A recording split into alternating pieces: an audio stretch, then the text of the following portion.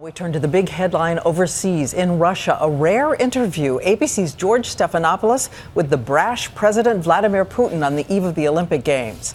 And today, Putin talked about everything from gay athletes to terror and security. George was the only American journalist with him. George? Diane, President Putin has not done an American broadcast interview in years, but these games are important to him. He's doing everything he can to make sure they're successful and safe, and security is the number one challenge.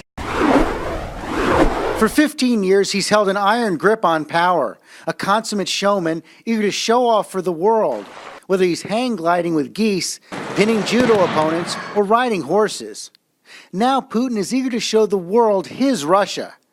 But today, when asked whether gay visitors would be welcome in Sochi, despite Russia's anti-gay laws, in his answer, Putin said this. We have a ban on propaganda of homosexuality and pedophilia. We aren't rounding up anyone. So one can feel relaxed and at ease. But please, leave the children in peace. Earlier in the day, we sat down with Putin as he sought to reassure that despite a recent spate of terror attacks, the Sochi Olympics will be safe. The job of the Olympics host is to ensure security of the participants in the Olympics and visitors to this festival of sports, and we will do whatever it takes. You've put so much into these Olympics going back to 2007. So I wonder now, how do you define success in Sochi, and is your personal honor and reputation at stake? No. You see, I want it to be the nation's success. It is not my personal ambition. It is the direct interest, concentrated interest of the state and of our people. Naturally, when I see it, and when we do it, of course, I take pleasure in it. But once again, this isn't to satisfy some ambition.